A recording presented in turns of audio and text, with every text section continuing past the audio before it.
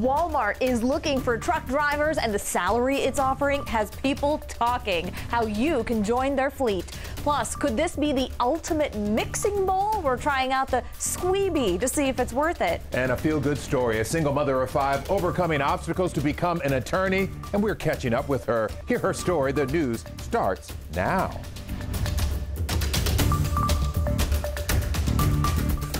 And we begin with several breaking news stories, including this. It's a traffic headache on eastbound I-10 at the 610 northbound ramp. Take a look. It appears a truck lost a load there. It is blocking the ramp. This is in East Houston. As of right now, traffic is still squeaking by. No word yet on how long it will take to clear this mess. Here's the other breaking story going on right now. A Harris County deputy slams his patrol car into an unmarked Houston police vehicle, and that deputy is hurt. Brett Buffington is following this breaking news for us live from downtown. Brett.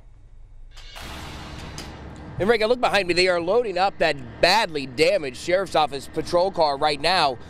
Crash investigators this afternoon, they are still trying to figure out exactly how this happened. The sheriff's office telling us their indications are that their deputy is not at fault. Take a look at some of this video. This is Franklin Street at Chenevert downtown, just outside of Minute Maid Park. This crash, it happened around 2:30 this afternoon. Again, crash investigators from both departments, they've been working this scene for about an hour and a half now. Still no indication where their investigation is going, other than the sheriff's office saying that this is a police scene, but they don't believe that their deputy is hurt. That deputy, he did go to the hospital. He is expected to be okay. He was awake and talking at the hospital. Good news there. Also good news here this afternoon as this crash clears. Of course, Franklin Street is a major way out of downtown, especially if you take the East Tex to go home. We're live in downtown. Brett Buffington, KHOU 11 News. All right, Brett, thank you.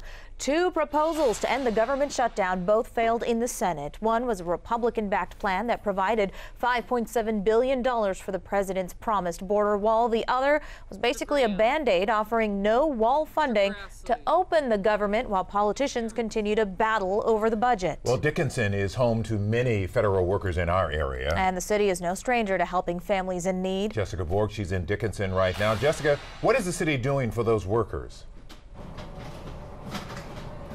Well, Len, as we know, Dickinson was one of the hardest hit areas during Hurricane Harvey. Actually, where I'm standing, there were 46 inches of rain. Now, Ziegler's Food Market here, a well-known place, hasn't yet reopened, but they're letting charities and volunteers use this space as a major distribution center to help families in need right now.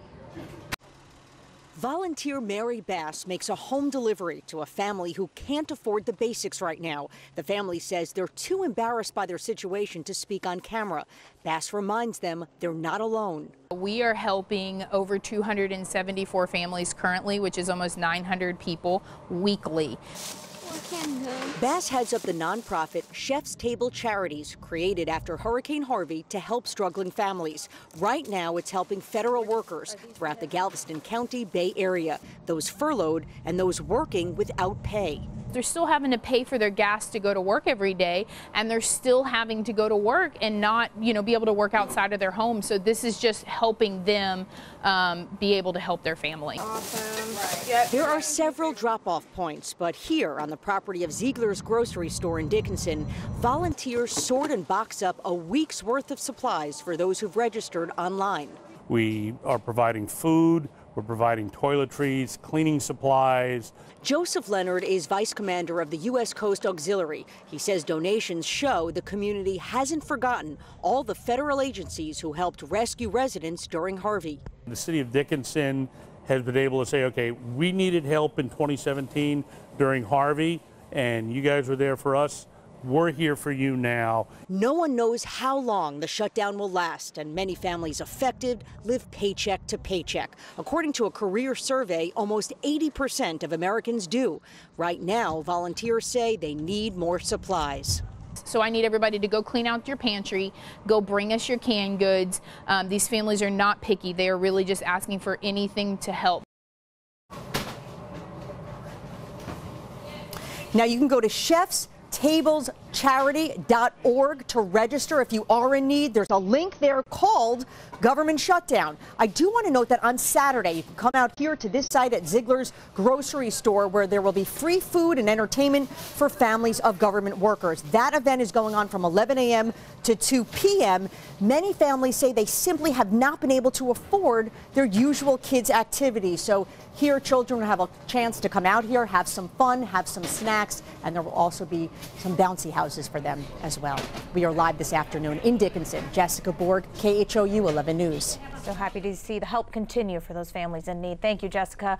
Our top 4 headlines at 4. An electrical panel explodes at a chemical plant in Conroe, burning 2 electricians. They were rushed to Conroe Regional Medical Center. The Aegon coating plant was evacuated as a precaution, but Montgomery County firefighters say the fire is under control and no hazardous materials were released. Number 2 this afternoon, the man accused of killing 5 women inside a Florida bank could face the death penalty.